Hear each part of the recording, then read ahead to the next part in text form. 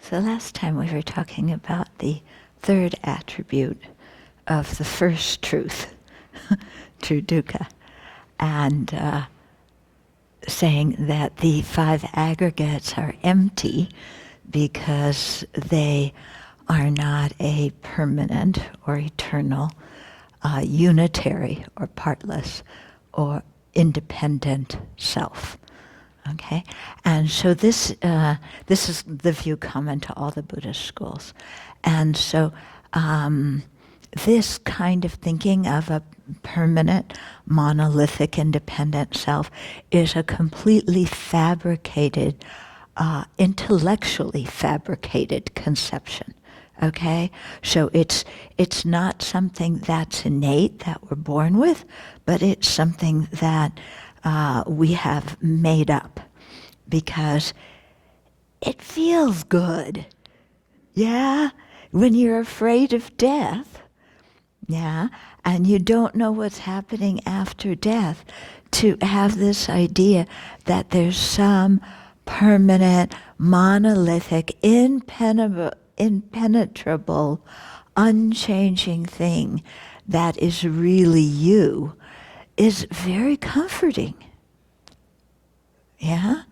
So, when you think about it, it's just this idea of some kind of, soul or self or something like that, that makes you feel, okay, my body may decay, my mind may go, who knows what happens to my mind, but something that's the essence of me that never changes.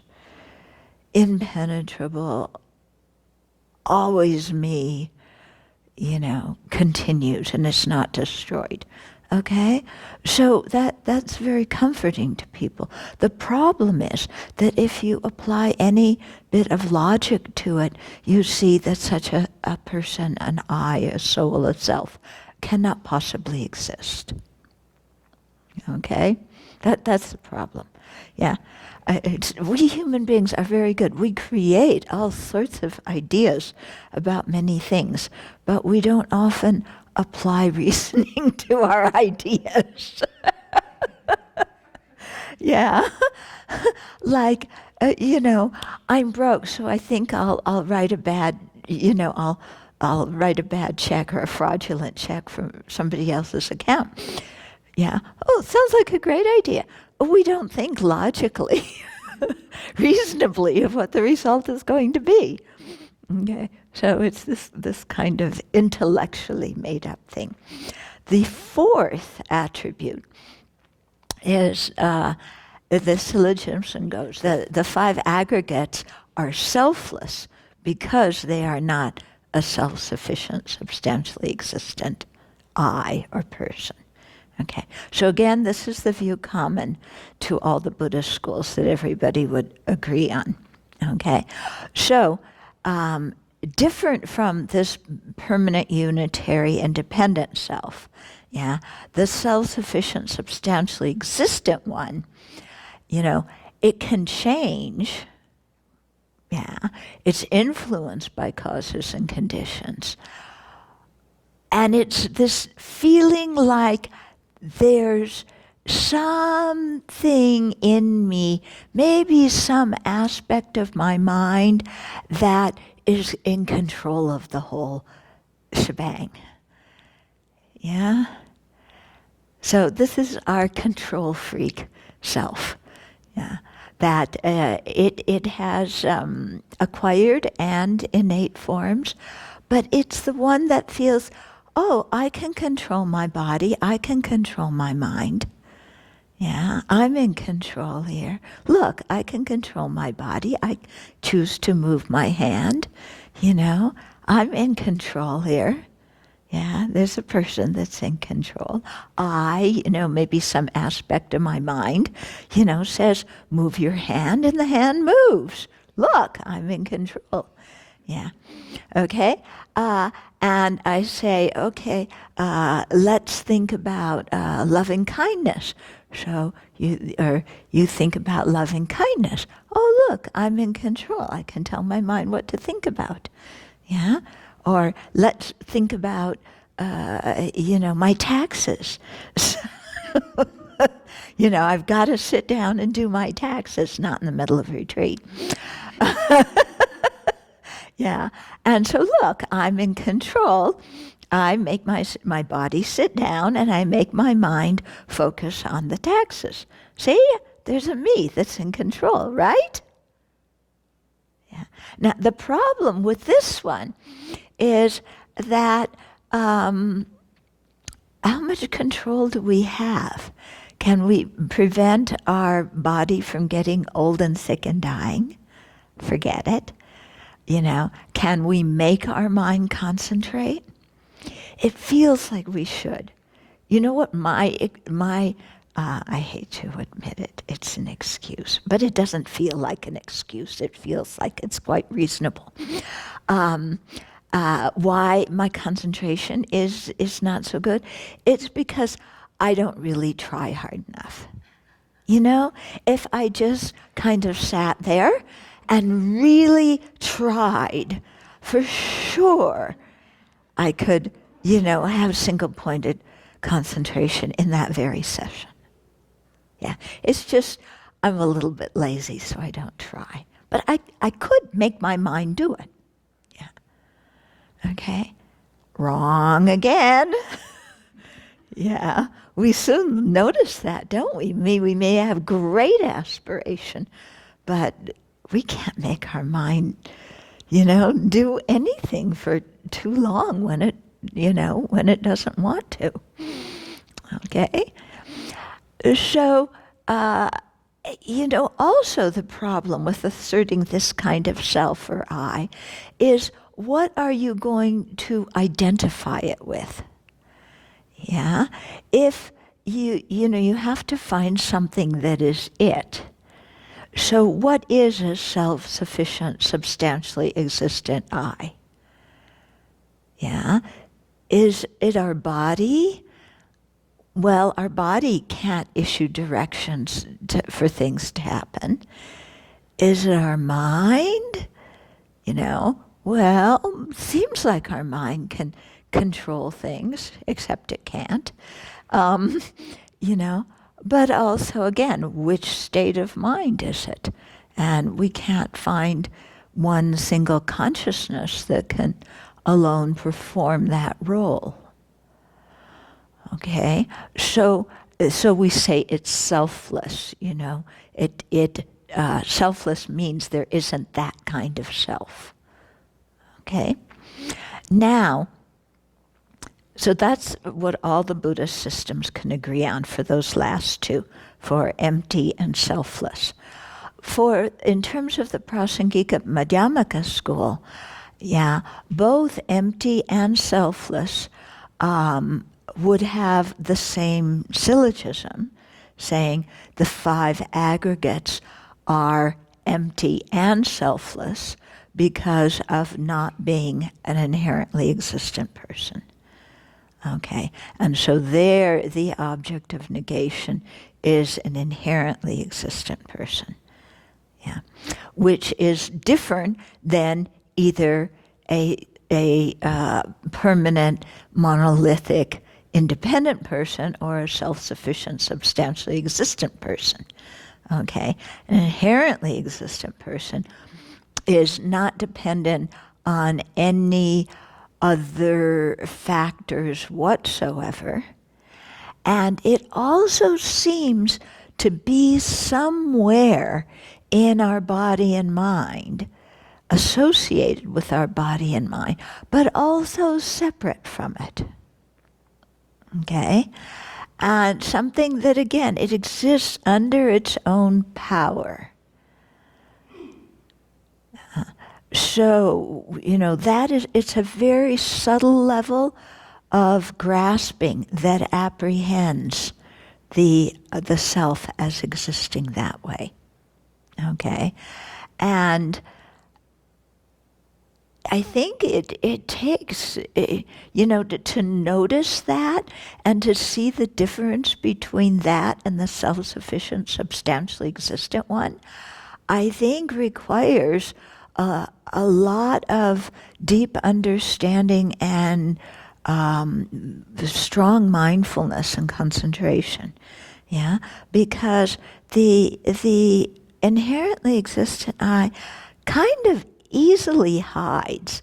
As soon as you think you've got it, it's actually hidden, hidden, showing itself as being the body or showing itself as being the mind.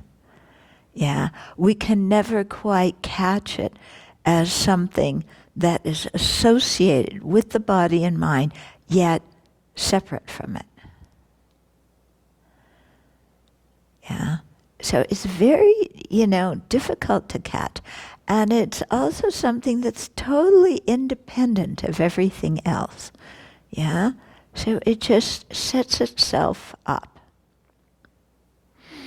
I think sometimes, this is my guess, I don't know, when your mind's a little bit quiet and then just you think I, or you think your name, and this feeling of something just kind of goes like that.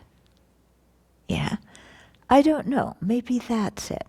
I'm not sure. But yeah, it's not this kind of gross thing like, like I'm in control. It's much subtler than that. Yeah, they say that you can see it like when somebody accuses you of something you didn't do, or of something that you did do, but especially something that you didn't do. Okay? But I've heard one geshe said, actually, that's the self-sufficient one that pops up in that circumstance. But then I asked another geshe, and he said, well, just try and see the inherently existent one, because if you get that one, then you've got all the others. So, and what I found very interesting is in Tsongkhapa's Lamrim Chenmo, there's no mention of a self-sufficient, substantially existent self. And he wrote that text prior to his middle Lamrim and prior to Gompa Rapsal, illumination of the thought of the Buddha. And in those two texts, he talks about a self-sufficient, substantially existent I. So I don't really know. I'm still trying to figure this one out too. But that's what little bit about what I've thought about so far. Okay? So for the Prasangika, they would assert that kind of emptiness or selflessness as the third and fourth attribute of the first truth. And they would also assert that kind of emptiness and selflessness, not just for the person, but for all phenomena. Okay? So really, yes, everything. Not just that there's no inherently existent I, but that there's no inherently existent aggregates or whatever. And in thinking about this more, because the 5 aggregates are always the example used in it, I wonder if the Prasangika would really redo those and say the I is not inherently existent, is empty because of not being an inherently existent. And put the I there in terms of the aggregates. Yeah. Or do a second syllogism, the aggregates or all other phenomena, which usually implies the aggregates, although there's more phenomena besides the aggregates, are empty or selfless because of not being inherently existent, because the Prasangika assert a selflessness not only of the person, which means our I, but also of all other phenomena, other people's eyes, and the aggregates and the chair and the table and empty space and everything else. Okay. So there's definitely some differences here between the schools. Okay? But that's the big troublemaker. But as Nagarjuna says, if we can't really hold in mind the first two, especially the second, then it's going to be very difficult to hold in mind the last two. Yeah, because realizing the first two, impermanence and dukkha, and then also realizing the foulness of the body, those things come prior to realizing emptiness and selflessness. Yeah, and yet Nagarjuna says, the foulness of the body, how long can you hold on to that understanding? A minute or two? Yeah, but as soon as you get up from meditation and think of lunch, the body no longer appears foul to you. Yeah. So, if we can't hold on to those understandings, which are much easier, then to think we can just dive right in and realize emptiness immediately is a little bit over our reach. So this is important to contemplate whether it's over our reach or not. And it's very helpful as you're going around all day, to sometimes ask yourself the question, if you're walking, why do I say I'm walking? Or if you're thinking about something, why do I say I'm thinking? Why do I say I'm daydreaming? Yeah. So these kinds of questionings, or another way to put it is, who is daydreaming? Yeah? I'm having this fantastic distraction in my meditation. I don't want the bell to ring.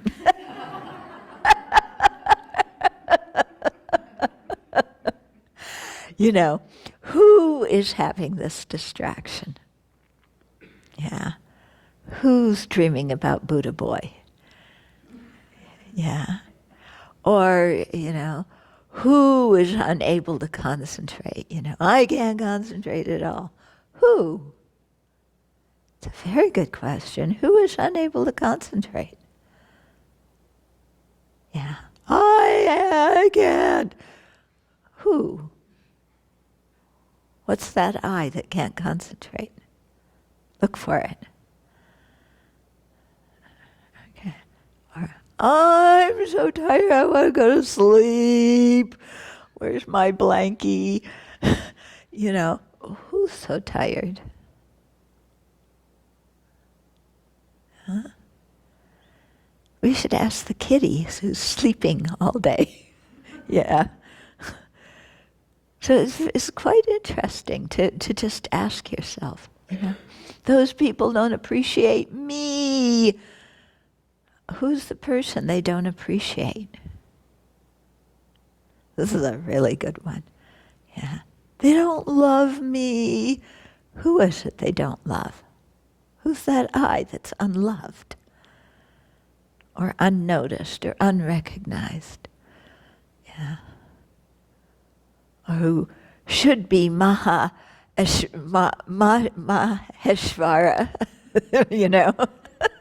but nobody sees that. Nobody sees my potential. Yeah. And just investigate that. It's very, very interesting. Very interesting. Okay, so that's a kind of practical way you can put this to use in your life. Yeah. Or, I'm afraid of spiders. Yeah? Who's the I that's afraid of spiders?